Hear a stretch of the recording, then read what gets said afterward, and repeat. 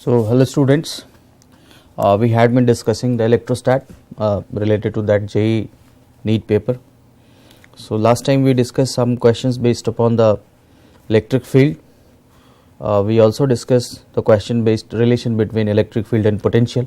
और मैंने बताया था कि वो काफ़ी important होता है, स्पेशली फॉर PMTs. याद रखना आप डिफ्रेंशिएशन करके और फिर उसका वाइसा वर्सा, जैसे आप इंटीग्रेट कर करके ई डॉट डी आर को अगर आप इंटीग्रेट करोगे you will get the change in potential, right.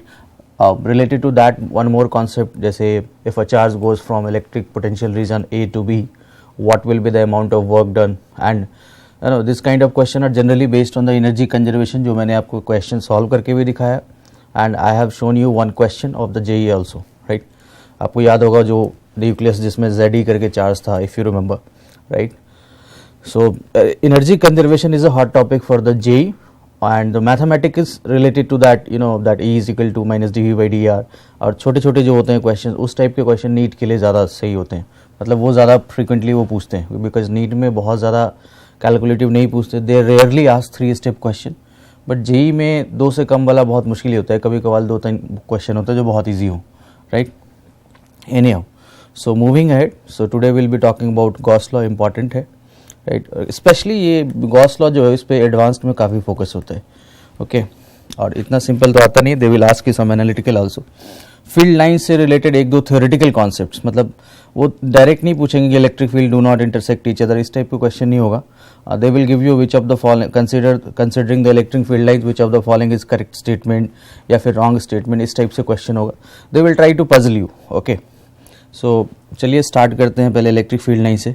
So I am not going to discuss की what is the property of electric field lines, ये सब आपको बेसिकली पता होता है, राइट. मैं उस पर बताऊंगा कि क्वेश्चन कैसे आते हैं. जो सबसे बेसिक चीज़ें हैं वो ये देखते हो कि electric field lines emerge from the positive and and at the negative, ऐसा कुछ आप पढ़ते हो.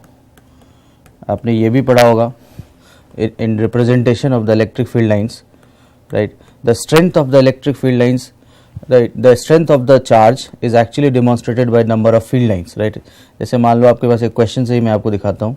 Let us suppose you have this charge Q1 and this one is Q2. We have not been given कि Q1 पॉजिटिव है कि negative है, but question आपके पास ऐसा कुछ है. Diagram I will just plot it, okay.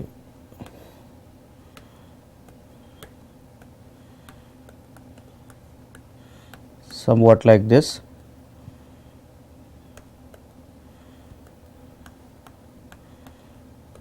Right.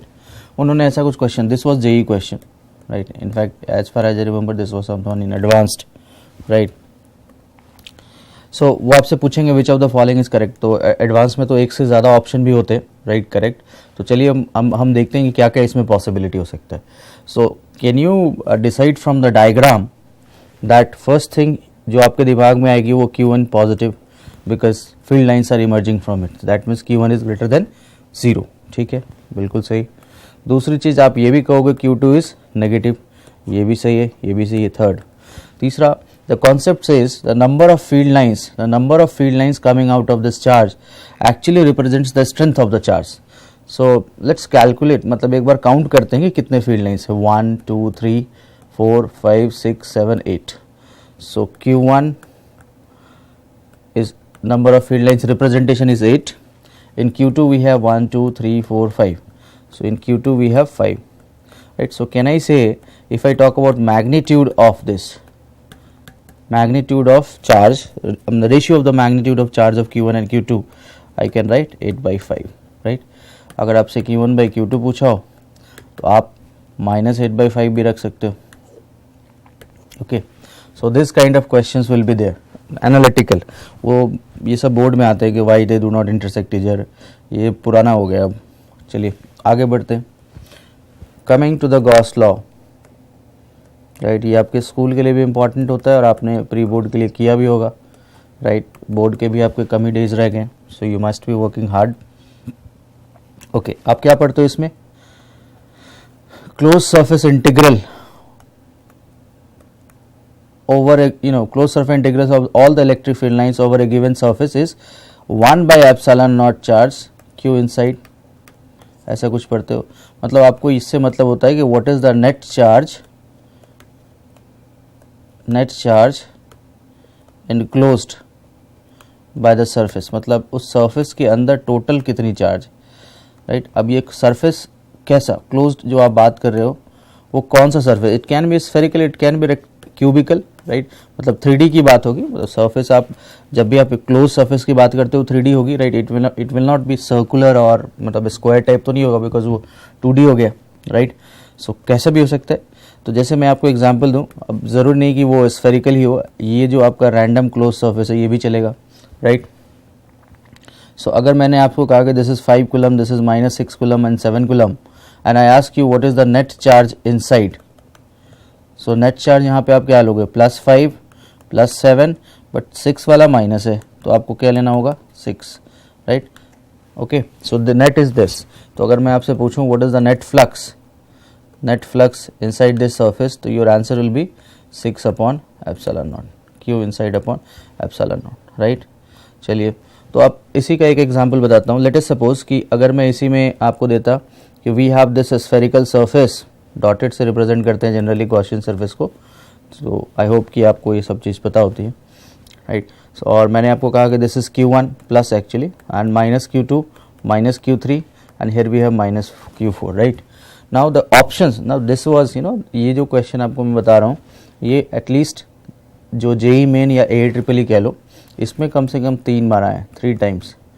और 2009 से लेकर के 12 तक, उस टाइम ये नीट में, जिसको आप PMT कहते हो, this use to be the hot topic, okay, right. फिर उसके बाद PMT 2015 में भी आया ये क्वेश्चन, ओके। थोड़ा सा वैल्यू चेंज कर देते हैं, ले दे के कहानी वही होती है, जो एक लाइन का कॉन्सेप्ट है। सो जो आपने इसलिए तो है कि आप लिखते हो नेट चार्ज इनक्लोज में Q इन लगा देते हो, IN, ताकि आप उसको भूलो नहीं कि हाँ you have to take care only of a charge which is located inside, okay. Now what is the net flux for this Gaussian surface, C मतलब क्लोज्ड, तो आप कहोगे Q1 -Q3 -Q2 upon ε0, because आपने ये पढ़ा ना कि भाई नेट चार्ज, तो अंदर तो सिर्फ 3 ही है, बाहर वाला तो है नहीं, राइट। तो जब आप एक्सप्रेशन लिखते हो तो आपको कौन सा लिखना पड़ता है, इनसाइड वाला, right. You will not right Q4, right. तो एक चीज ध्यान रखना है कि दिस जो आपने एक्सप्रेशन लिखा है इसमें आपको सिर्फ इनसाइड वाला चार्ज लिखना है, बट ऑप्शन ये नहीं होगा कि हाँ ये इनसाइड वाला लिखना है। ऑप्शन होता है जो क्वेश्चन में था कि the net flux, this net calculated flux is due to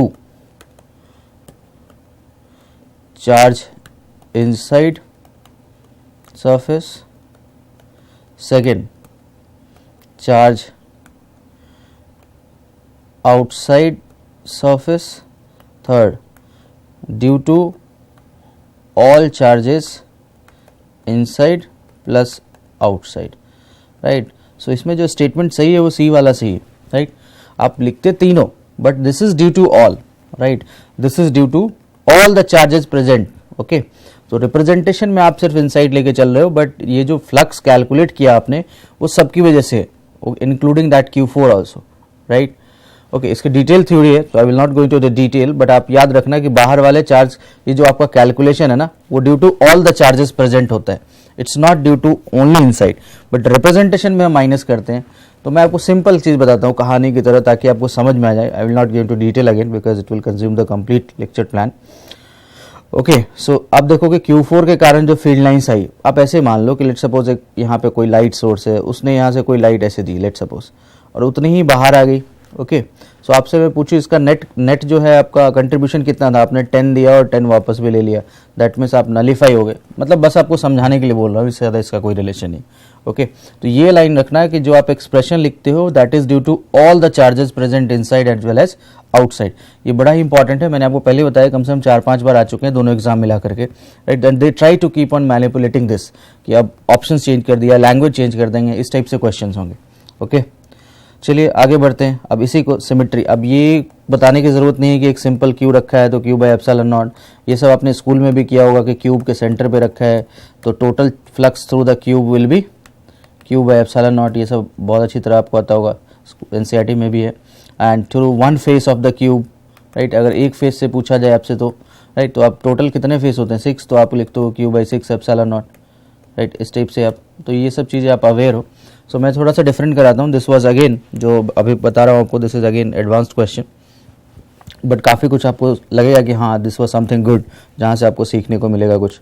so let us assume we have this sphere, this is sphere of radius right 2 metre for example, okay, और मे बी आर मीटर, जो भी आपको ठीक लगे, right. ये आपका centre, okay. Now a linearly charged rod, this is linearly charged rod, okay, whose linear charge density is lambda.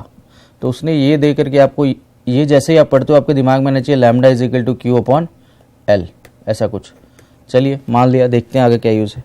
Is placed is passing through this spherical, is passing through the sphere, ऐसे आपको given है ना, is passing through sphere as shown in the diagram. तो can you see that? Yes. Now this is given to you, this is given to you कि ये जो आपका angle है this one is 60 degree, right. ये आपके पास given है, ओके. नाउ आपको बताना है find net flux through this surface. So net flux कितनी है, राइट. तो जैसे ही आप फ्लक्स देखते हो, क्लोज्ड वाली कहानी आपके दिमाग में यही आती है, the net flux is equal to q inside upon epsilon naught, ऐसा कुछ आता है आपके पास, राइट. आना भी चाहिए बिल्कुल. नाउ अब समस्या ये है कि भाई what is the net charge. यहाँ सिंपल पॉइंट चार्ज तो दे नहीं रखा, मतलब आपके पास मेन एजेंडा ये है कि can you calculate what is the net charge inside this sphere, okay. Now थोड़ी सी अब ज्योमेट्री लगाओ. आपने देखा कि ऐसा कुछ आपके पास डायग्राम आया था, दिस इज द रॉड. अब देखो हमें एक्सप्रेशन में जो क्यू इनसाइड पुट करना है, हमें रॉड के उसी पोर्शन से मतलब है जो कि उस क्लोज सरफेस के अंदर है.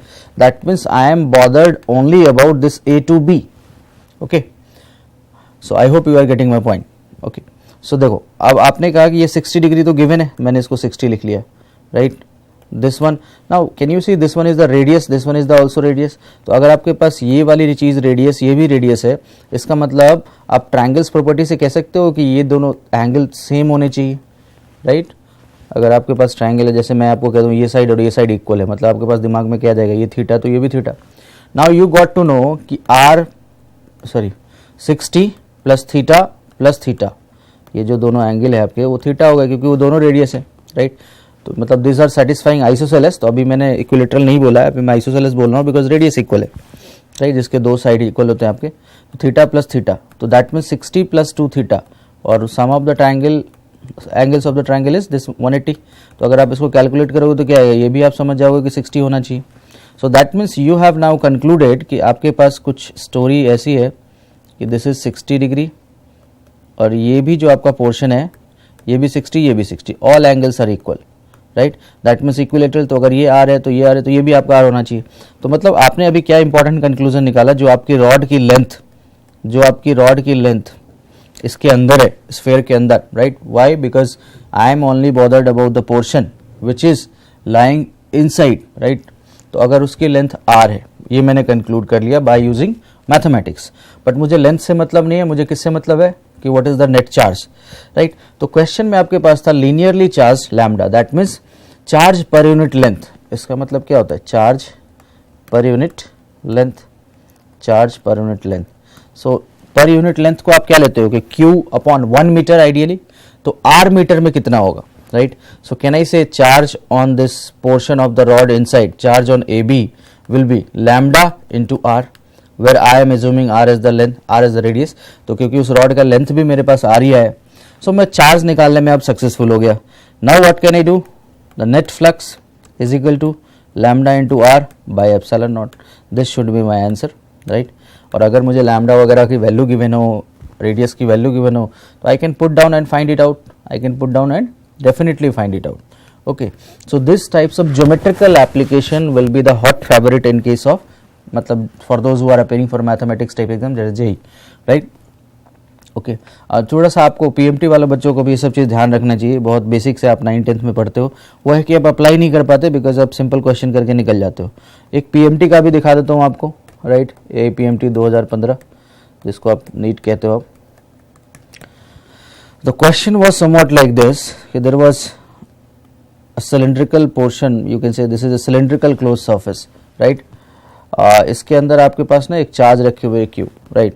तो हम डिस्कशन करते हैं, because I don't remember what is the exact answer, तो मैं आपको एक जनरल डिस्कशन बता देता हूँ कि ऑप्शंस मुझे याद नहीं किया क्या पूछा, तो आई जस्ट टेल यू कि भाई क्वेश्चंस में क्या था और how can we find anything whatever it asked, right? So आप ये भी तो पढ़ते हो जब आप डेरिवेशन करते हो, if you remember for any linearly charge, तो आप क्या करते हो कि E dot D S, this is the electric flux का मेन चीज ई डॉट ए, आप इलेक्ट्रिक फ्लक्स को ई डॉट ए लिखते हो।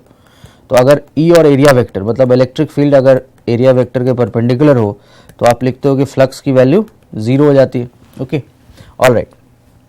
नाउ इस चीज में देखो, जो भी इस चार्ज के कारण इलेक्ट्रिक फील्ड लाइंस होगी, राइट? तो can you see the symmetry between the surface 1, this is surface 1, I am just naming it up, and this one is my surface 2, और जो ये क्लोज्ड वाला है मतलब जिसको आप curve surface area of cylinder कहते हो, दिस इज माई सरफेस 3। तो अगर मैं आपसे कहता कि what is the net flux through this, तो आप कहते हैं flux through surface 1 plus surface 2 plus surface 3, this way, ये आपका आंसर होना चाहिए, राइट? बट मैंने आपको कहा कि भाई नेट फ्लक्स तो आप खुद से भी लिख सकते हो, कैसे? बिकॉज आपको चार्ज पता है, यहाँ पे उसने दे रखा है what is the, let's suppose the charge located inside is Q, मतलब आप इसको क्या लिख सकते हो, क्यू अपॉन एप्सिलॉन नॉट, ये आपको पता है। Now you can also see कि जो आपके पास S1 और S2 है, that is by symmetry, right? By symmetry आप दोनों की वैल्यू सेम ले सकते हो, बिकॉज पोर्शन आप देखो, इसमें भी इलेक्ट्रिक फील्ड इधर है, एरिया वेक्टर भी इधर ही है, दूसरा वाला पोर्शन में भी इलेक्ट्रिक फील्ड इधर ही होगा, एरिया वेक्टर इधर होगा, बिकॉज चार्ज के कारण जो फील्ड लाइंस होगी। सो कैन आई से कि दोनों सेम है, तो मैंने इन दोनों का मान लिया 5 + 5 2 5। अब आपको पता चल गया कि चलो थ्रू द कर्व सरफेस, ऐसा कुछ मान लिया मैंने, कर्व सरफेस S3 लिखते हैं, कोई बात नहीं, this is flux through curve surface, ठीक? So now how can I do, अब इसको मैं इस साइड ले सकता हूं, राइट? तो चलिए Q/ε0 minus something flux through the curve surface, right? Can I write in, अगर एक स्टेप में मैं लिख दूं तो ऐसा कुछ लिख सकते हैं। I think this was the question which they have asked, what is the flux through the close surface, sorry curve surface, right? So this is what they have asked, तो ऐसा कुछ सकते हैं, मतलब दिस इज ऑल मैनिपुलेशन। वो MCQ में क्या है कि जिस फॉर्म में आंसर पूछा है मुझे वही लाना पड़ता है, ओके? सो ये स्टेप भी सही है, ये स्टेप भी सही है, ये भी सही है, बट पूछा क्या है, that is the agenda, right? जो जिस फॉर्म में आंसर होगा वो सेंटीमीटर और नैनोमीटर सब चलता है। जैसे if you talk about Sunday exam, there was exam, उसमें उन्होंने एक क्वेश्चन पूछा था, बड़ा इसीलिए सा क्वेश्चन है कि 1 nanometre is equal to, right? अब देखो ये सब एग्जाम में गलतियां कैसे करवाते हो, आपको ये पता है 10⁻⁹ नैनोमीटर ऐसा कुछ होना चाहिए, ओके? नाउ ये ऑप्शन ही नहीं था उसमें, ऑलराइट? सो नाउ एक ऑप्शन उन्होंने जरूर दिया था 10⁻⁹ सेंटीमीटर, राइट? 10⁻, ये ऑप्शन था, एक था 10⁻⁻7 सेंटीमीटर, तो this was correct.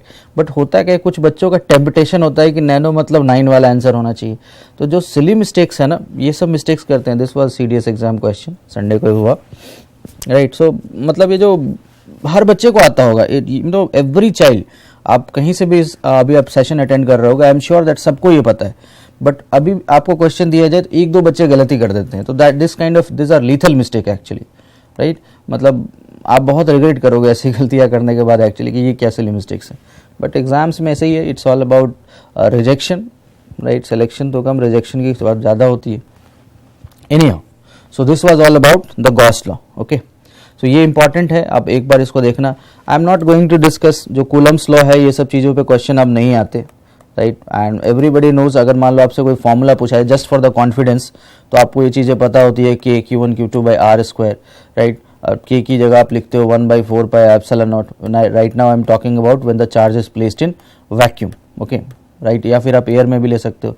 Now if you place it inside some dielectric और इन मीडियम, राइट? अगर आप उसको किसी और मीडियम में रख दो तो 1/4πε0, और यहाँ पे आप एक्स्ट्रा क्या लगाते हो, εr Q1 Q2/r², राइट? सो जो ये टर्म है आपका, this is original force divided by εr का मतलब इसको आप रिलेटिव परमिटिविटी कहते हो, रिलेटिव परमिटिविटी और dielectric constant, right? So you can see that force in medium becomes actually 1/k times the original force, और ऐसा कुछ होता है, तो ये बहुत ही इजी टाइप के कॉन्सेप्ट हैं जो आपने स्कूल में पढ़ा है, तो we are not going to detail, इस पे टाइम वेस्ट करने का फ़ायदा नहीं है, आपको पहले से पता होगा। चलिए, सो मूविंग अहेड, एक छोटी सी चीज़ है, मतलब इट्स नॉट ऐसा कोई इसमें फॉर्मूला नहीं है, जो मैंने कल डाइपोल वाला आपका डिस्कशन किया था, तो वी हैव डिस्कस सम, जो भी हम पढ़ते हैं सिलेबस में अपने स्कूल के, उसमें तो आप यही पढ़ते हो ना कि dipole placed in uniform electric field, right. Uniform का मतलब कांस्टेंट, मतलब हर जगह फील्ड की वैल्यू सेम है। तो यूनिफॉर्म इलेक्ट्रिक फील्ड के केस में आप पढ़ते हो कि net force on the dipole is zero, right. But साथ में ये भी पढ़ते हो कि टॉर्क इज नॉट जीरो, मतलब टॉर्क तो है ही, और टॉर्क कितनी है उसको आप पी साइन थीटा लिखते हो, राइट। बट मान लो कि आपके पास क्वेश्चन में हो a dipole is placed in non-uniform electric field. This was actually JE question, right? A dipole is placed in non-uniform field. In case of non-uniform electric field, right? मतलब कि यहाँ पे इलेक्ट्रिक फील्ड की value let suppose 10 है, तो यहाँ पे कुछ और हो सकती है, 12 हो, राइट, यहाँ 13 हो, मे बी 8 भी हो सकती है, जो भी है, okay. So at every point, तो आप देखो जो भी आपका डाइपोल होएगा प्लस और ये माइनस वाला पोर्शन, यू कैन सी कि यहाँ जो Q टाइम्स इलेक्ट्रिक फील्ड होगी वो कुछ और वैल्यू होगी, और यहाँ पे जो Q टाइम्स ET होगी। सो दैट मीन्स हियर जो टू फोर्सेस लग रहे हैं, दोनों फोर्सेस की वैल्यू अलग है। पहले केस में आपके पास फोर्सेस की वैल्यू सेम थी, so QE1 is not equal to QE2, that means we have two forces acting on the body which are not equal in magnitude, right. That means कि यहाँ नेट फोर्स जीरो नहीं है, right. Torque net भी zero नहीं है भाई, torque तो वैसे भी लग रहा है, ओके। इसका मतलब body is not in equilibrium और system is not in equilibrium, right, because we discussed again कि भाई ट्रांसलेशनल इक्विलिब्रियम के लिए ये कंडीशन होनी चाहिए, this is for translational equilibrium, and torque वाले के लिए रोटेशनल इक्विलिब्रियम के लिए कंडीशन क्या होना चाहिए कि भाई फोर्स जीरो होना चाहिए नेट, और टॉर्क नेट अगर जीरो है तो रोटेशनल इक्विलिब्रियम में, तो यहाँ कोई सा भी इक्विलिब्रियम में नहीं है, ओके। बट उस वाले केस में आपके पास आप कह सकते हो लीनियर इक्विलिब्रियम, राइट। तो ये एक दो पॉइंट याद रखना, क्वेश्चन में जनरली अगर जेई में डालेंगे they will give you something called as non uniform field, right. वो यूनिफॉर्म वाला क्या है कि आप रट के भी चले जाते हो तो आपसे नहीं पूछेगा। Alright, so this was about electric field, electrostatics. इतना बहुत है, आप इतना कर लोगे तो you must be done with the preparation. और 7-8 मास्टर क्वेश्चन है जो आपके असाइनमेंट में पहले से ही है, राइट। आपके पास अपलोडेड ही है, आप चेक करना, आपको सब कुछ मिल जाएगा असाइनमेंट में। वर्कआउट करना ज़रूरी होता है, ठीक है। Next, moving ahead with the next topic, right. So I will be coming, देखो मैंने साउंड में आपको डॉपलर पहले ही करा रखा है, राइट, EM वेव्स के साथ ही, because I have tried to relate some topics ताकि आपको लगे कि 11th की भी चीज़ें थी, कुछ ना कुछ रिकैप हो रही है। So coming to the motion of the wave on the string, motion of wave on string, right. तो हम ट्रांसवर्स वेव की बात कर रहे हैं basically, right. So motion of the wave on the string, so जैसे मान लो ये भी एग्जांपल ले सकते हैं, if a mass let suppose कि मैंने यहाँ पे 5 kg वाला ब्लॉक लगा दिया, तो आपसे अगर मैं पूछूं what is the tension in the string, tension मतलब टेंशन इन ए स्ट्रिंग, तो आप क्या लिखते हो क्लास 11th में, टेंशन ऊपर की तरफ स्ट्रिंग में, नीचे कितना है 50 newton, 5 mg, tension in the string will be 50 newton, right. And if I give you data कि mass of the string is m, let suppose keep it in unit, right. होता तो ग्राम हुए होगा, बट मान लिया कि मैंने चलो ऐसा यूनिट में रखा, जो भी होगा, right. Length of the string L metre, तो क्या मैं लिख सकता हूँ लीनियर मास डेंसिटी, एक टर्म होती है लीनियर मास डेंसिटी, जैसे अभी कुछ देर पहले आपने देखा लीनियर चार्ज डेंसिटी, राइट। तो this is mass of the string upon length of the string, right. इसको मान लो कि मैंने न्यू से रिप्रेजेंट कर दिया, जिससे भी करो कोई प्रॉब्लम नहीं है। So what is the velocity of the wave on this string, the velocity of the wave on this string is given by this one, velocity of the wave on the string is √T/ν, मतलब आप tension बढ़ाओगे तो velocity will increase, okay. ये छोटा सा concept है जो आपको पता होना चाहिए एनीहाउ। सो इसके साथ अभी हम इसको यूज़ करेंगे एक्चुअली इस फॉर्मूला को, राइट। सो आगे बढ़ते हैं, मतलब इतना सिंपल नहीं आएगा, they will mix this concept with the stationary wave, so I am coming to that stationary wave only, right. So case 1,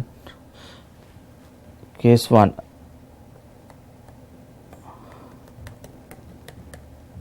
motion of wave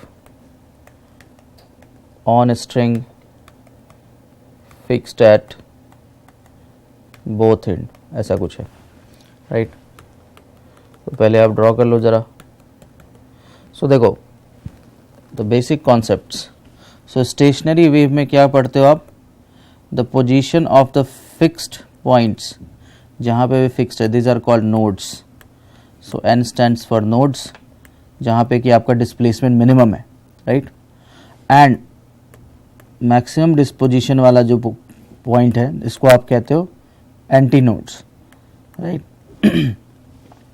so what is the, अगर आप थोड़ा सा जनरल प्लॉट करो और मैं आपसे पूछूं कि what is the distance between two nodes, तो your answer should be lambda by 2, because आप वेव्स में पढ़ते होगे, ये पूरा लैम्डा है। What is the distance between node and antinode, तो आप ये कहोगे लैम्डा बाई 4, राइट। चलिए, सो ये बेसिक हम यूज़ करेंगे, इसलिए बात कर रहा हूँ। तो जनरली देखो, आप कह रहे हो फिक्स्ड एट बोथ एंड, मतलब आपने पहले ही डिसाइड कर दिया कि ये दोनों पोजीशन नोड होनी चाहिए। तो अगर आपसे मैं कहूँ what is the least possible case, तो आप क्या करते? दोनों पे नोड बनना है, बीच में चाहे एक ही एंटी नोड बने, this is the number of anti node is 1, the least one, okay. उसके बाद आपसे पूछूंगा नहीं और क्या क्या डायग्राम पॉसिबल है, तो आप कहोगे हाँ बिल्कुल पॉसिबल है, ये भी तो केस सेटिस्फाई कर रहा है। यहाँ पे देखो अभी भी नोड, यहाँ पे नोड, कंडीशन तो ये था कि ये दोनों नोड होना चाहिए, बाकी जो भी हो तो ये भी नोड है, राइट। कहोगे नहीं एक और ड्रॉ करके दिखाओ, मैं चलो कोई बात नहीं, 1 2 3। So number of loops is increasing, we have 1 loop, loop मतलब क्लोज्ड वाला, दिस इज 1 2 2 लूप्स 3 लूप्स, इस टाइप से।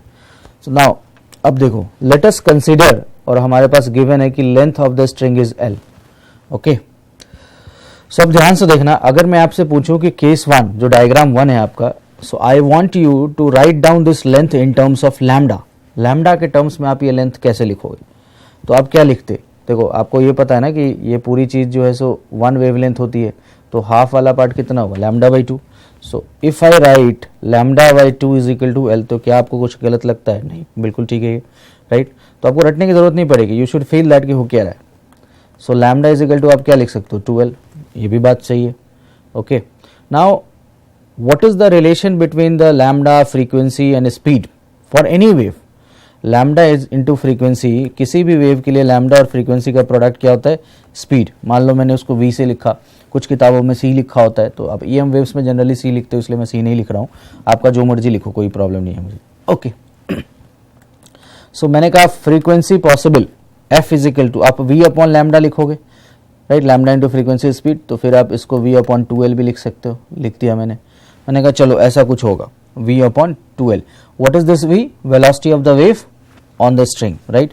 तो अब मैं चाहूँ तो v की जगह बाद में कैन आई सब्सटीट्यूट, ये f1 की वैल्यू क्या हो जाएगी? 1/2L root under t by nu, क्योंकि अभी हमने कुछ देर पहले डिस्कस किया था, the velocity of the wave on the string is this one, 1/2L root under t by nu, okay. उसको अलग से डिस्कस करेंगे कि क्या कंक्लूजन आ रहा है, right. For the time being just hold on.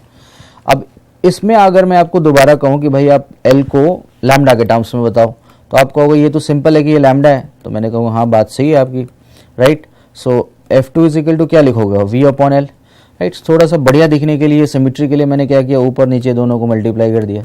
So now you concluded कि अरे ये तो पहले वाला आ गया v अपॉन 2L, सो तुम कहोगे ये तो 2F1 हो गया, मैं कहूँगा बिल्कुल सही।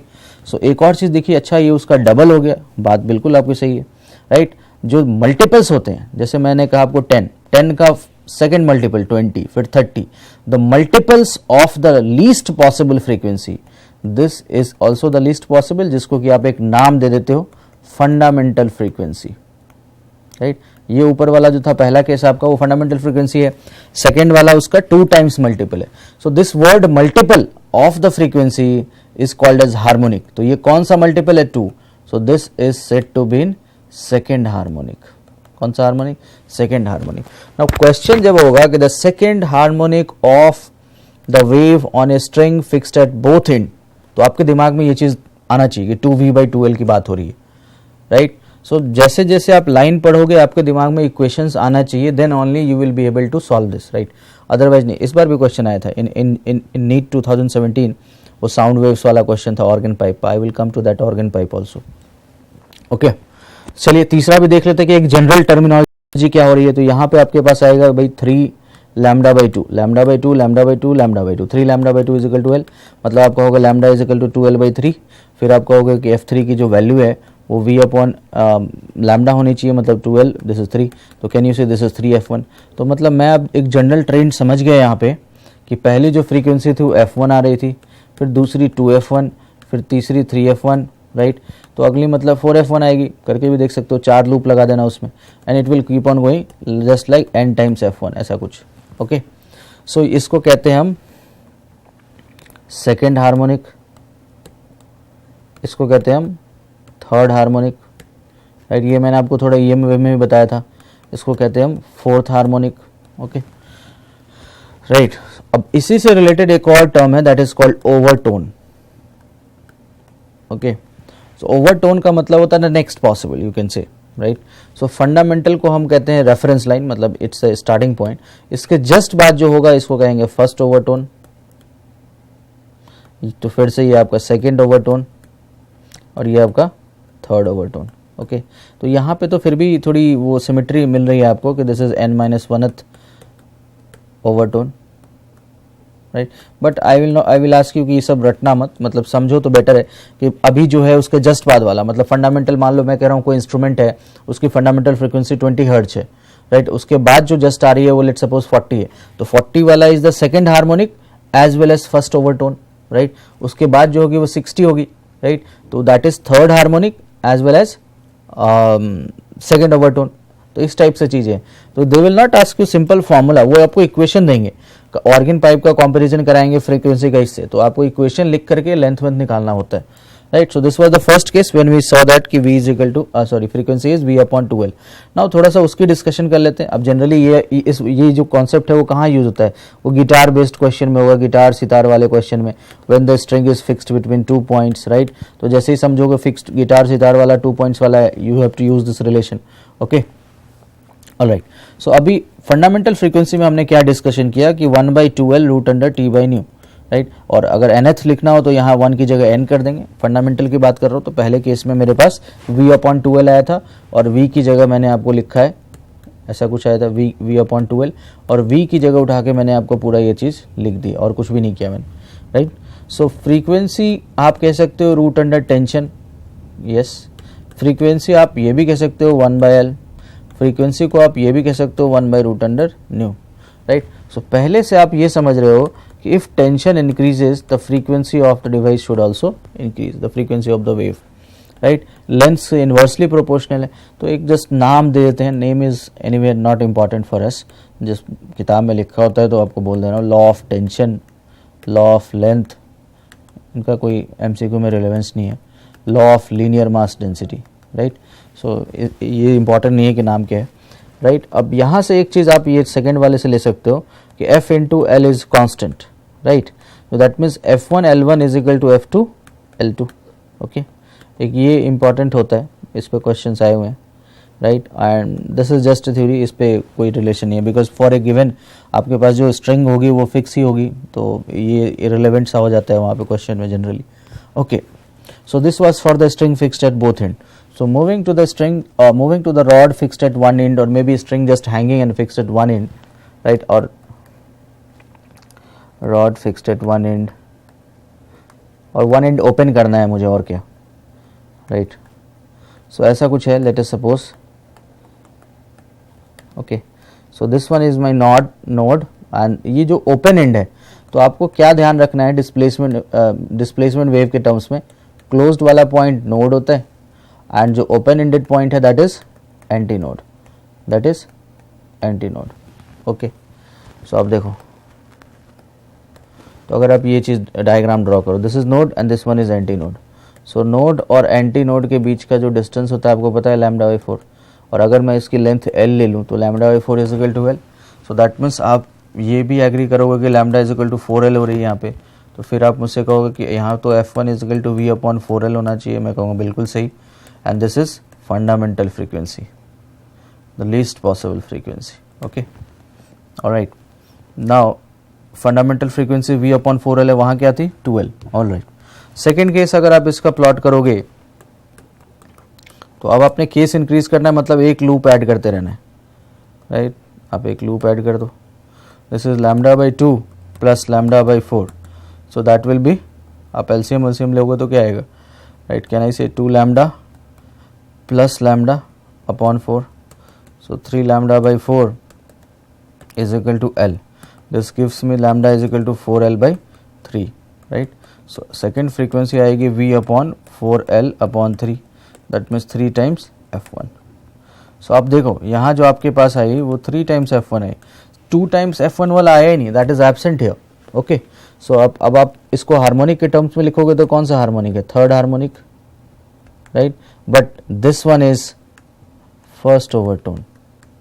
Right, this one is first overtone. तो ये थर्ड हार्मोनिक है, फर्स्ट ओवरटोन है. वहाँ पे क्या था, second harmonic, first overtone. Right, you should not cram this. Right, आप केस के हिसाब से ड्रॉ कर लो तो बेटर होता है. ओके, थर्ड एक जनरल करके एक और देख लेते हैं कि आगे क्या हो रहा है, ट्रेंड क्या जा रहा है.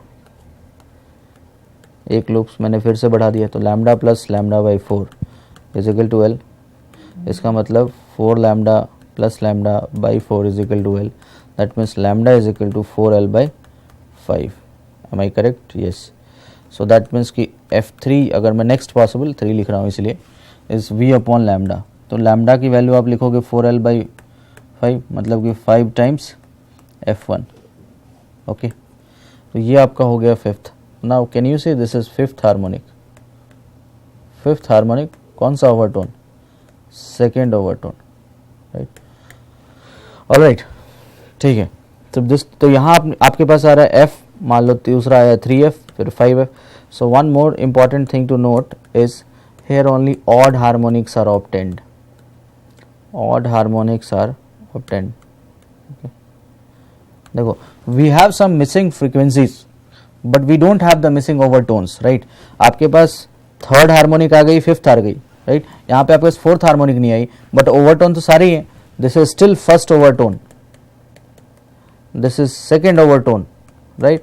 तो अगर आपसे क्वेश्चन में हो the second overtone of a rod or maybe string open at one end is, तो आपको समझ जाना चाहिए कि 5F की बात हो रही है.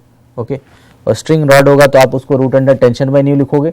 अदरवाइज जो भी होगा, जैसे कि आप ऑर्गन पाइप का होता है साउंड में कॉन्सेप्ट, तो उसमें हम प्रेशर के टर्म्स में बात करते हैं. राइट, ये डिस्प्लेसमेंट वेव है, उसमें हम प्रेशर वेव के टर्म्स में बात करते हैं. ऑलराइट, चलिए, तो एक क्वेश्चन मैं आपको दिखाता हूँ. I will just mix the concept of Doppler with this. So एक एग्जाम्पल से मैं आपको डिमॉन्स्ट्रेट करता हूँ. Let's suppose the frequency of wave on string, wave in second overtone on a string fixed at one end was found to be in resonance with frequency of sound received by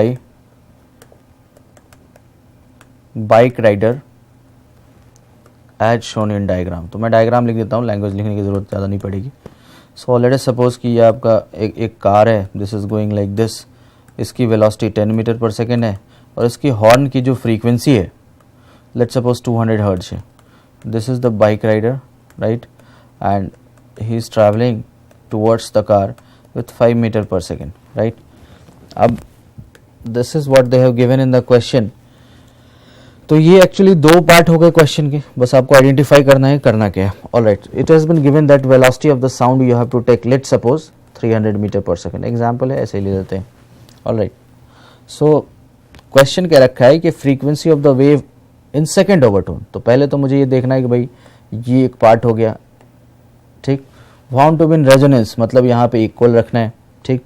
with frequency of sound received by bike, मतलब जो भी bike वाले को frequency सुनाई दी होगी car के horn की, उसके इक्वल लिखना है, ठीक. तो मतलब एक रफ सा आइडिया लगा लेते हैं.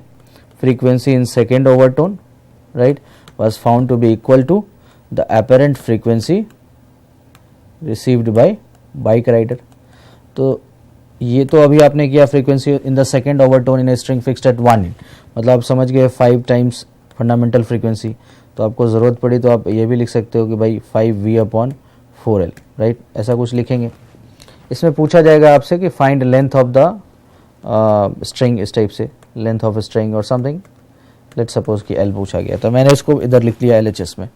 अब है apparent frequency received by the bike rider, तो ये डॉपलर का क्वेश्चन हो गया फिर ये। तो डॉपलर तो मैंने आपको पहले ही पढ़ा रखा है राइट। अब ज़रा ध्यान से देखना, मैं एक बार रिकैप मार देता हूँ फॉर दोज हो जो बच्चे एब्सेंट रहे हो by chance.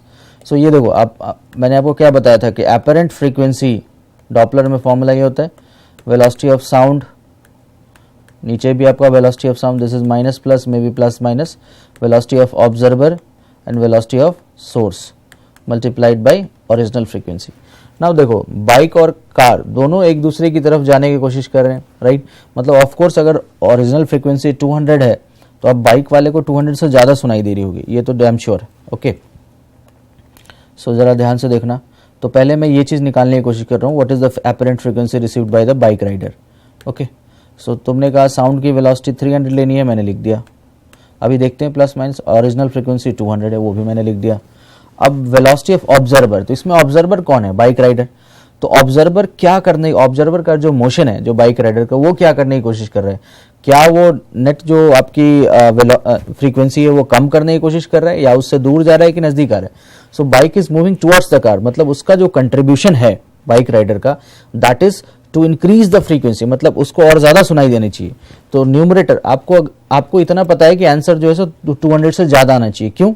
Because they both are moving towards each other, that means जो रिलेटिव मोशन है उनके बीच में, वो कह रहे हैं कि नहीं we are trying to increase the frequency, वो आपके करीब आना चाह रहा है, ऑलराइट। सो दैट मीन्स आपको ये टर्म जो है, this term you have to increase, जो न्यूमरेटर वाला है। तो न्यूमरेटर में ऑब्जर्वर है, तो इसकी वेलोसिटी में आप +5 ऐड करोगे, राइट। डिनोमिनेटर में आपके पास सोर्स है, सोर्स कौन सी थी इस केस में, कार भी कह रही कि नहीं मैं तो खुद ही उसको ज्यादा सुनाना चाहता हूँ, राइट। सो दैट मीन्स यहाँ पे अब मतलब जो नीचे वाला भी जो फैक्टर है वो कह रहा है कि मैं फ्रीक्वेंसी को बढ़ाने की कोशिश कर रहा हूँ। तो डिनोमिनेटर अगर बढ़ाने की कोशिश करेगा, दैट मीन्स कि डिनोमिनेटर की वैल्यू कम होनी चाहिए, तो मैं यहाँ पे -10, right. So they both are contributing to increase, okay.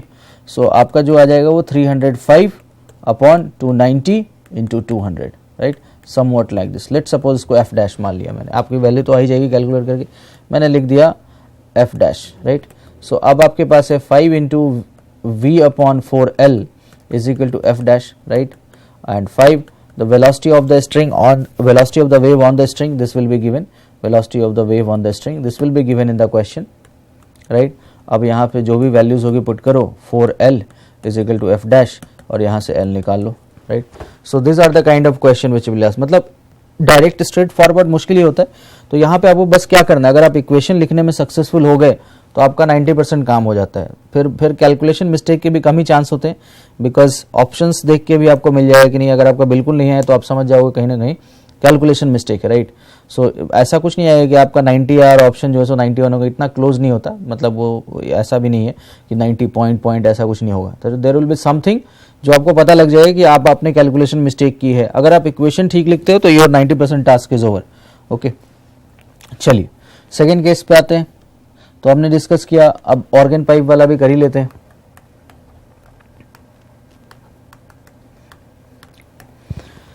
सो अभी तक जो स्ट्रिंग वाले पे हम बात कर रहे थे दैट वाज डिस्प्लेसमेंट वेव, तो वहां पे हम डिस्प्लेसमेंट नोड की बात करते थे, डिस्प्लेसमेंट एंटी नोड की बात करते थे, राइट। ऑर्गन पाइप वाले में हम बात करते हैं साउंड वेव की। तो sound waves are longitudinal in air and they can be represented in terms of pressure waves, right. Pressure wave मतलब P इज इक्वल, जैसे आप जनरल इक्वेशन लिखते हो ना, displacement y is equal to a sin omega t plus minus kx, यहाँ पे आप P is equal to P0, मतलब मैक्सिमम प्रेशर पॉसिबल, साइन सब कुछ वही है, बस P y की जगह P आ गया, और डिस्प्लेसमेंट को हम प्रेशर के टर्म्स में लिख रहे हैं। तो वैसे ही अगर मैं आपसे लॉजिकली पूछूं कि अगर आप डिस्प्लेसमेंट वेव की ही बात कर रहे थे जहाँ पे डिस्प्लेसमेंट का नोड था, अगर मैं आपसे पूछता कि यहाँ प्रेशर मैक्सिमम होना चाहिए कि मिनिमम होना चाहिए, तो भी आप लॉजिकली भी कहते तो कि हाँ जहाँ डिस्प्लेसमेंट नोड है वहाँ प्रेशर मैक्सिमम होना चाहिए। That means displacement node are actually pressure anti nodes, right. So displacement nodes are pressure. तो ये जस्ट एक थ्योरेटिकल पॉइंट है, इसके बिना भी हम क्वेश्चन कर सकते हैं anti nodes, right, and vice versa is also true. Alright, so let us consider the case 1 for open ended organ pipe, open ended organ pipe, right, और ये this is hot favorite for JEE, generally वो question organ pipe वाले पूछते हैं, right. सो यहाँ open ended का मतलब होता है बोथ एंड ओपन, तो this logically means both and open. तो देखो आपने कहा चलो भाई ऐसा कुछ ट्यूब है, राइट। सो जो ओपन है वहाँ पे प्रेशर का क्या होना चाहिए, अगर आपसे मैं पूछूं ओपन एंड पे डिस्प्लेसमेंट में क्या होता है तो आपको होगा एंटी नोड, तो यहाँ भी वही कॉन्सेप्ट है, राइट। सो आप डिस्प्लेसमेंट के टर्म्स में सोचो तो भी प्रॉब्लम नहीं है, न्यूमेरिकल तो आपका सॉल्व हो ही जाएगा, राइट। सो कैन आई से the least possible diagram, alright. So this is your, अगर आपसे मैं पूछूँ कि यहाँ पे अभी डिस्प्लेसमेंट का क्या है तो आपको होगा एंटी नोड, बट प्रेशर का नोड है, राइट। खैर उसमें ज़्यादा कंफ्यूज नहीं होते। Let us consider the tube length is L। Now if I ask you to write this in terms of lambda, तो आप मुझसे कहोगे lambda by 4 plus lambda by 4 is equal to L, that means lambda is equal to 2L, this is what you will write, alright. तो अब आपसे मैं पूछूं कि भाई what is the velocity of the wave, तो वेलोसिटी इज इक्वल टू आप क्या लिखते हो, sorry frequency is equal to आप क्या लिखते हो, velocity by lambda, that means v by 2L. Now you can see this is similar to the string fixed at both end वाला case v by 2L, alright। दूसरा देख लो आप, इसके just बाद अभी इसी को हम फंडामेंटल फ्रीक्वेंसी, आई होप कि आप अब तक समझ गए होगे, this is fundamental frequency, right. इसको चाहो तो आप फर्स्ट हार्मोनिक बोल लो, कोई प्रॉब्लम नहीं है, right. The least possible frequency सब एक ही है, राइट। इसके बाद तो यहाँ आपने कहा चलिए भाई एक लूप ऐड कर दो, so this is lambda by 4 plus lambda by 4 plus lambda by 2 is equal to L, मतलब lambda is equal to L। तो अगर आपसे मैं पूछूं कि what is the next possible frequency, तो आप कहोगे v by L, तो इसको आप again 2v by 2L लिख सकते हो, so this is 2 times f1, तो second harmonic and first overtone, so this is what going on, okay, right. So आप इसको जनरलाइज कर दो, दिस इज सिमिलर टू, मैं बस इसको यहीं पे रैप कर देता हूँ, similar to string fixed at both end, okay, right. So same concept, overtone भी आप लगा सकते हो, तो आई होप कि अब तक आप समझ गए होगे। Next, closed organ pipe.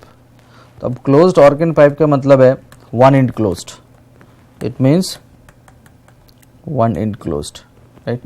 सो वन एंड क्लोज में आप देखो, जैसे मान लो कि ये आपका ऑर्गन पाइप है,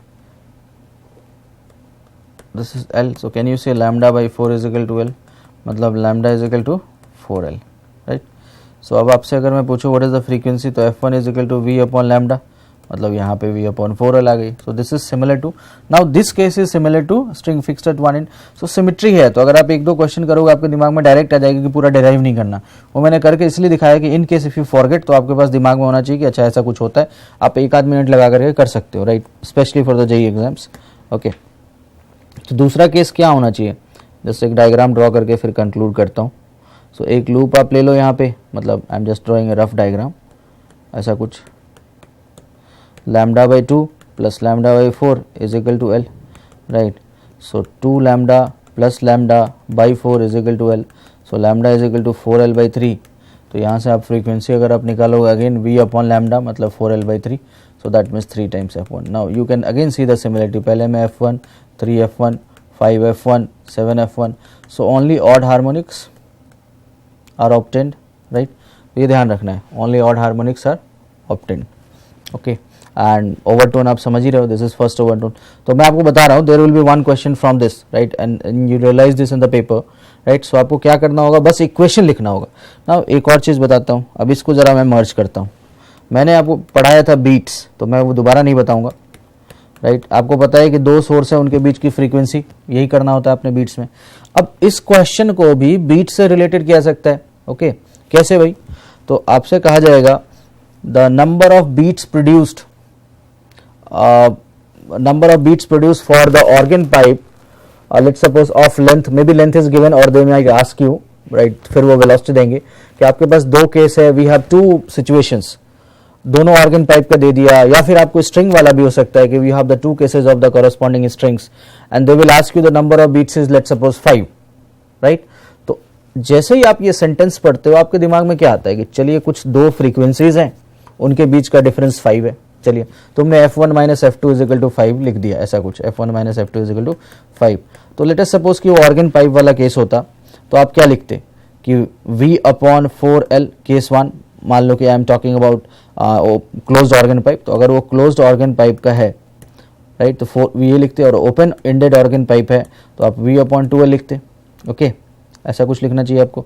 दूसरे केस में आप क्या लिखते, ये ऑर्गन पाइप का, राइट, और एक और दूसरा 4l1 and v upon 4l2, मतलब दो अलग अलग पाइप्स हैं, v अपॉन 2l2, इनके बीच का डिफरेंस है 5, ऐसा कुछ क्वेश्चन होगा। तो ऐसा नहीं है कि डायरेक्टली वो दे विल गिव यू कि 200 है, दूसरा 180, दूसरा 195 है, नंबर ऑफ बिट्स निकालो, ऐसा क्वेश्चन नहीं आएगा, राइट। सो ये चीज़ है, तो they can merge you all the concept. In fact Doppler में भी वो मर्ज कर देंगे ना, राइट। आपसे कहेंगे एक कार आ रही है आपके सामने से, ठीक है, उसकी जो फ्रीक्वेंसी रिसीव की आपने, पीछे जो इको हुआ उसकी फ्रीक्वेंसी जो रिसीव की आपने, दो number of beats, number of beats observe to you actually will be this much. So it's a multi concept question, right. So you should be open minded, कि जैसे मैंने आपको क्वेश्चन अभी बताया था कि आप क्वेश्चन से निकालो कि पहला एक्सप्रेशन क्या है और दूसरा एक्सप्रेशन क्या है, then try to proceed, alright. So this was about organ pipes which is important, right. छोटी मोटी चीज़ें जैसे वेव्स में आप क्या पढ़ते हो, equation y is equal to a sine omega t plus minus के एक्स प्लस माइनस, मतलब आगे आप 5y भी लिख सकते हो। तो लेट सपोज मैं एक चीज़ लेता हूँ, y is equal to 20 sine 6 pi t minus 12 pi x, ऐसा कुछ लिया, लेट सपोज एग्जाम्पल। अब मैं कह रहा हूँ कि इसमें से कुछ भी पूछा जाएगा तो यू कैन ऑलवेज फाइंड सब कुछ, राइट। सो a की वैल्यू आप 20 ले सकते हो, ओमेगा की वैल्यू आप 6 पाई लोगे, राइट। सो ओमेगा क्या होता है 2 पाई इंटू फ्रीक्वेंसी फॉर्मूला, तो इसका मतलब ये 6 पाई हो गया, तो f की वैल्यू 3 हर्ट्ज हो गई, और f अगर पता चल गया तो टाइम पीरियड आ गया 1/f is equal to 1/3, right. और कुछ बच गया आपके पास k की value, that is 12 pi, right, so that is equal to 2 pi by lambda because k is always equal to 2 pi by lambda। तो यहाँ से आप पाई और पाई कैंसिल करके आप कह सकते हो लैम्डा इज कमिंग एज 1/6, तो आपको लैम्डा भी पता है, फ्रीक्वेंसी भी पता है, तो स्पीड भी निकाल सकते हो। और वो कौन सा स्पीड आएगी, speed of the wave, right. This is not the speed of the particle which is vibrating, I am not talking about the vibration or vibrational speed of the particle of the medium, this is propagation of the speed, so propagation of the speed is lambda into f, right, sorry propagation of the wave, right, उसकी speed बता रहा हूँ। सो lambda आपके पास 1/6 है और frequency आपके पास 3 है, that is 1/2 metre per second, right. This is the speed with which the wave is propagating, this is the speed with which the wave is propagating. Now आपसे मैं पूछता पार्टिकल वेलोसिटी, पार्टिकल वेलोसिटी का मतलब होता है, right, कि differentiate जो y आप a sin ओमेगा t लिखते हो, दैट इज द इक्वेशन और the path equation for which the string is vibrating, actually the wave जिधर जा रही है, तो this is derivative of that, partial derivative. तो आप अपने काम के लिए याद रखो the maximum particle velocity is a omega. कैसे, अब y is equal to a sin omega वाले को आप डिफरेंशिएट करोगे तो it will come as a omega cos omega T plus minus के एक्स, इस टाइप से कुछ आएगा। तो मैक्सिमम तो वही होगा ना a ओमेगा। तो अगर क्वेश्चन में हो find ratio of maximum particle velocity to that of wave velocity, right. तो इसका मतलब आपसे पूछा गया है, right, V max upon V wave, right.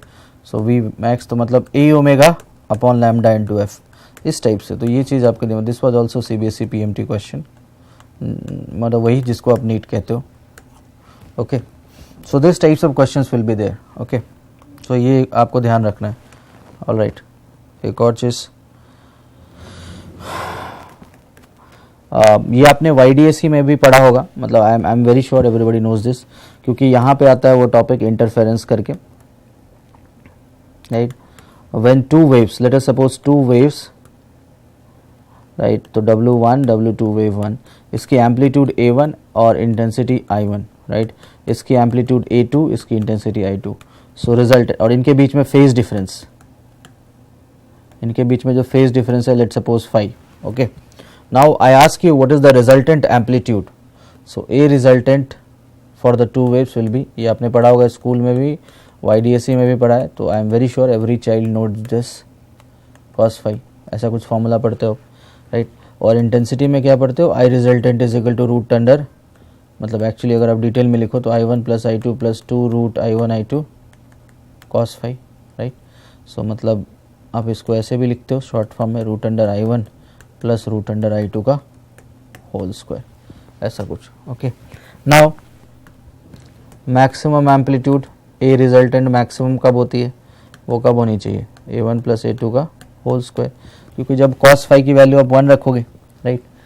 So ये इंटरफेरेंस वाला कॉन्सेप्ट है, ये भी आप ध्यान रखना. वो ऐसा कुछ आता है, अगर आप भूल जाओ फॉर्मूला तो इंटेंसिटी देखो, एम्पलीट्यूड 1, एम्पलीट्यूड 2 और उनके बीच में फेज डिफरेंस इज 5, राइट. तो रिजल्टेंट जो है आपका वो ट्रायंगल्स लॉ से ही आ रहा है, triangles law of vector addition, ये आपने सुना होगा. ओके, तो ये एक चीज़ ध्यान रखना आप.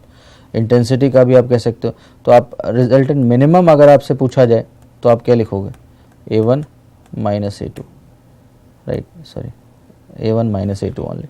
सो A resultant maxima upon A resultant minima, that will be A1 plus A2 divided by A1 minus A2. Alright, अब यहाँ पे आप मैथमेटिक्स अपना यूज़ कर सकते हो. समटाइम्स कॉम्पोनेंडो डिविडेंडो लोग लगाते हैं, राइट. आप वैसे आपको इतना करने की ज़रूरत नहीं होगी, आप दोनों को कॉमन टर्म से डिवाइड कर दोगे तो भी आंसर आ जाएगा. तो ये आपने वेव ऑप्टिक्स में भी किया होगा, I am very sure. I am just giving you कि उसमें एक इंटरफेरेंस नाम का टॉपिक होता है, so they can ask you about this also, right. अच्छा, दूसरी चीज़, द लास्ट, मतलब दिस इज़ नॉट टॉपिक, एक कॉन्सेप्ट बता रहा हूँ आपको. मतलब we are done with this wave kind of stuff. तो एक कॉन्सेप्ट जैसे कि लिखा हो, the frequency of the wave on the piano, right, or the sound waves on the piano or guitar or sitar was found to be 10 hertz या फिर मान लो 420 hertz. तो आप खुद से जो है वो उसको फंडामेंटल नहीं मान सकते, राइट. तो लिखा हो frequency of wave on sitar was found to be 420, right, and next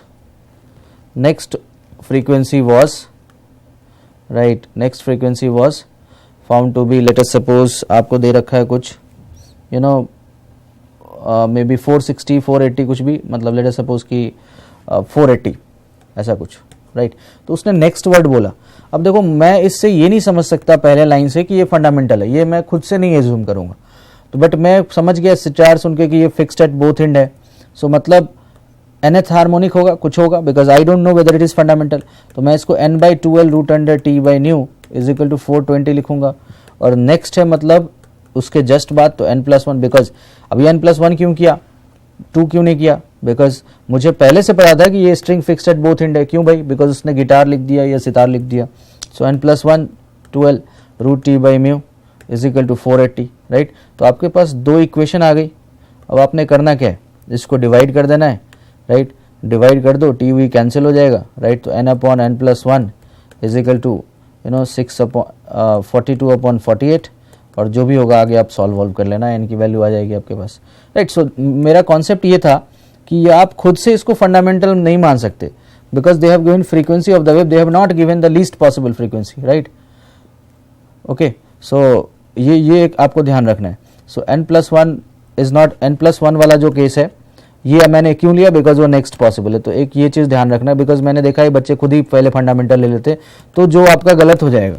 okay, so ये छोटी छोटी मिस्टेक्स हैं which you need to keep in mind. ये भी जेई का क्वेश्चन था जो मैं आपको बता रहा था. सो कमिंग, तो just to wrap up the things. So देखो, 12th हमने लगभग निपटा दिया है. आपका ऑप्टिक्स का सेशन सेपरेट है, so this is a separate module. I think we have done it. बाकी आपको मैंने मॉडर्न फिजिक्स बता दिया. मैं आपको बता रहा हूँ कि एटलीस्ट आपको मैंने 11 से 12 क्वेश्चन का कोटा कवर कर दिया है. Modern we have 100% done, right. और इससे 4 क्वेश्चन कम से कम आएंगे जो मैंने आपको निपटा दिया, right. I have also discuss 2 questions of communication. So जो खासकर जो जेई और पीएमटी जो दे रहे हैं, specially I am not talking advance में नहीं आता कम्युनिकेशन, उसमें एक क्वेश्चन जरूर आएगा और ये बहुत ईजी है क्योंकि इसमें हार्डली 3-4 फॉर्मूला है. अगर आपको पता है तो that is a bonus marks for you, right. In fact मैं तो कहता हूँ पेपर जब मिले तो आप इनको चुन लेना पहले कि यही क्वेश्चन कर लो, क्योंकि छोटे हैं, जल्दी होंगे, राइट. उसके बाद we had discussed a brief concept of magnetism as well, right. तो प्लस EMI मान लो, राइट. इसमें से 2 या 3 क्वेश्चन आएंगे कम से कम, ज़्यादा ही आते हैं, मान लो 1-2 टिपिकल हो जाते हैं, बट 2-3 होते हैं, एटलीस्ट 2 ऐसे होंगे जो एक आपको बेसिक्स पता हो ना, जो आपने क्वेश्चन डिस्कस किया तो भी आपका काम निपट जाएगा, right. But don't be afraid of the integration और differentiation kind of thing. Okay, next current, ये इंपॉर्टेंट होता है. करंट प्लस जो galvanometer, ammeter, potentiometer, this are always important, right. इसका बजट कम से कम 3 क्वेश्चन का होगा और तीनों में से एक आएंगे, राइट. क्वेश्चन बजट में डिस्कस कर रहा हूँ, गवर्नमेंट ने अपना बजट दे दिया, हमें भी अपना बजट देना है, राइट. सो लास्ट एक कैपेसिटेंस और इधर आप मान लो इलेक्ट्रोस्टैट वाला, तो क्योंकि उससे भी क्वेश्चन आएगा और इससे भी आएगा, इलेक्ट्रोस्टैट से भी 1-2 आएंगे और यहाँ कैपेसिटेंस वाले से भी आपके कम से कम 1 क्वेश्चन आएगा, राइट. इस पे वर्कआउट करने का आपको फायदा है बिकॉज ये 100% स्कोरिंग होता है. So we have covered approximately, आप काउंट कर सकते हो 4 to 6, 7, 10, 13, 14. तो मैंने आपको ना out of 30 for those who are in JEE, मैंने आपको 14 क्वेश्चन का बजट कवर कर दिया है, राइट. और इसमें से ना कम से कम 8-9 आप आराम से कर सकते हो अगर आपने ठीक ठाक क्लासेस अटेंड की हो सारी, right. You must, I am sure that you must have learned a lot, क्योंकि मैंने आपको वही क्वेश्चन कराया जो उस पैरामीटर पे आते हैं या उसको ट्विस्ट करके वो देते हैं आपको, राइट. मैंने आपको कोई बिलो लेवल का क्वेश्चन नहीं कराया, right. So I try to utilize my session 100%, right. And this will give you at least, अगर आपके मैं आपको वैसे हकीकत बताता हूँ, वैसे आपको खुश नहीं होना चाहिए कि 8-9 बहुत ज़्यादा होता है, राइट. बट वैसे बताता हूँ कि अगर आप 30 में से 9-10 क्वेश्चन अगर आप जेई मेन में करते हो ना, you are amongst the 98 percentile for those who are getting this much marks in physics, right. Because लोग थोड़े भागते हैं, मैंने देखा है लोग पहले केमिस्ट्री टच करते हैं in JEE main also, PMT में तो पहले बायो ही करते हैं, फिर केमिस्ट्री, फिर फिजिक्स, बिकॉज वो फायदा भी है, नंबर ऑफ क्वेश्चंस का वेटेज ज़्यादा है बायो में, केमिस्ट्री स्कोरिंग होती है और फिजिक्स में क्या है थोड़ा टाइम लग जाता है कैलकुलेशन में. So not to get motivated, जो भी आपको जैसे लगे आप कर सकते हो, कोई इशू नहीं है, राइट. सो बट अब जो 11th वाला सेशन हमने स्टार्ट किया, मैंने उसमें आपको वेव्स पूरा खत्म करा दिया है. Waves I have already discussed, right. Graphs I have discussed, तो ग्राफ बेस्ड एक क्वेश्चन आएगा आपका, राइट. वेव से आप एक्सपेक्ट कर लो कम से कम 2 क्वेश्चन, एक तो साउंड वेव और एक आपका सिंपल वाला कॉन्सेप्ट स्टेशनरी वेव से रिलेटेड, राइट. सो इसमें से भी आपका 3 क्वेश्चन का बजट मैंने कवर किया है, वो है, right. So we are rest with the जो मेरे पास अब बच गई हैं चीज़ें जो 11th की, so which I will try to wrap up fast as possible because उसका आउटपुट बहुत ज़्यादा नहीं है. I will try to focus on thermo, right. आपको सेशन प्लान है ही आपके पास, so thermo will be our stressful, जहाँ पे मैं थोड़ा टाइम लगाऊंगा एंड आई विल ट्राई कि आप भी इसको सीखो बिकॉज इट इज़ स्कोरिंग और 300% गारंटी है कि इससे क्वेश्चन आएगा. ऐसा तो हो ही नहीं सकता इससे क्वेश्चन ना आए, चाहे आप कोई भी एग्जाम दे लो. एडवांस में अगर कुछ बच्चे ऐसे हैं, आपको बताता हूँ मैं just to keep you story, कि एडवांस में ना कुछ बच्चे ऐसे हैं जो प्रैक्टिकल होता है ना आपका, जो एरर एनालिसिस लैब में जो भी आप एक्सपेरिमेंट करते हो, अप्रॉक्सीमेशंस क्लास 11 चैप्टर, राइट. उसके बाद थर्मो के graphs, right. And the last one modern physics as well as circuit. इतना करके भी ना वो एडवांस में जो है सो कट ऑफ क्रॉस कर जाते हैं, that is getting to 18 to 20 marks which is a good deal. Because आपको मैंने सुन के बड़ा हैरानी होगा कि 9 marks was the cut off in physics, right. But 9 पे एडमिशन नहीं मिलता बिकॉज आपको टोटल भी क्रॉस करना पड़ता है. But 18-20 is a good deal, okay. तो इतने चीज़ें पढ़ के भी जो बहुत ज़्यादा टफ नहीं है, बट वही एनालिटिकल है. जब तक आप 5 क्वेश्चन नहीं लगाओगे, अब 5 क्वेश्चन आप समझोगे नहीं. एक होता है सॉल्व कर लिया, हाँ हो गया, किसी तरह आंसर आ गया, हाँ I got it, but did you really got some value addition with this question, that is always important, right. तो ये बहुत ज़रूरी चीज़ है जो आपको समझना चाहिए, right. Okay, so for those कुछ दिन बच्चे हैं, कुछ बच्चों के ये आते हैं कि रिस्क की सर वो बोर्ड का भी है, ऐसे it's a lot of burden कि बोर्ड भी निपटाना है और ये भी निपटाना है. तो आई एम नॉट सेइंग कि आप बोर्ड पे ध्यान दो, बिल्कुल ध्यान दो, इट्स वेरी गुड. लाइफ में एक टाइम बोर्ड देने का मौका मिलता है, you should try your best. 95-96% लाना चाहिए लाइफ में, it's a lifetime achievement actually, right. So one thing, so आप सेशन प्लान कर लो, राइट. आप यहाँ पे 1-8 घंटे अटेंड करते हो, 2 घंटे अटेंड करते हो, ओके. तो मान लो कि आप 12th क्लास में आप कह रहे हो कि आपको ध्यान देना है, तो जिस टॉपिक को आप पढ़ो, मान लो कि late us suppose I am saying it, आप आज के डेट में कैपेसिटेंस रिवाइज कर रहे हो, आपने बोर्ड के लिए उसको किया, राइट. मैंने आपको 5-6 क्वेश्चंस दिए हैं उससे असाइनमेंट में भी, एज वेल एज अगर आपको उतना टाइम नहीं मिलता तो जो मैंने क्लास में डिस्कस किया ना, वो 5-6 क्वेश्चन आप रिवाइज कर लो, राइट. जो जिसको मैं मास्टर क्वेश्चंस कहता हूँ, right? That will give you a lot of things. जैसे I have not discussed any single question that will simply take half CV square, right? तो उन सब क्वेश्चन को 5-5 क्वेश्चन का जो बजट है आपका, जो मास्टर क्वेश्चन है, वो आप रिवाइज कर लो, आपका काम हो जाएगा, right? So do for the school, take out 1 hour, जो मैं वैसे भी 1 घंटे का आपका सेशन होता है 70 मिनट का, तो इसमें आपको जो क्वेश्चन रिवाइज करने में वो हार्डली 30 मिनट लगेगा, क्योंकि आपने यहाँ भी अटेंड किया होगा. And that will be the best way to score in boards as well as competitive exam, because आपको खासकर जेई वाले जो बच्चे हैं उनको टाइम नहीं मिलेगा. वो 8 अप्रैल को एग्जाम है, तो आपका बोर्ड खत्म होगा, आप हरी में जल्दी में रहोगे, थोड़ा सा फ्रस्ट्रेशन भी हो जाता है कि बहुत हो गया, थोड़े दिन रेस्ट कर लेते हैं. तो ये मोड आपका चेंज स्विच ओवर करना बड़ा मुश्किल होता है. नीट वालों बच्चों को फिर भी टाइम मिलेगा, but I will like to say that कि आप थोड़ा ध्यान दो एंड ट्राई टू फोकस. 1 महीने की बात है, you will turn out with flying colours, right? So thank you, all the best. Right, so we'll meet next time with some next topic as given per the lecture plan. So all the best.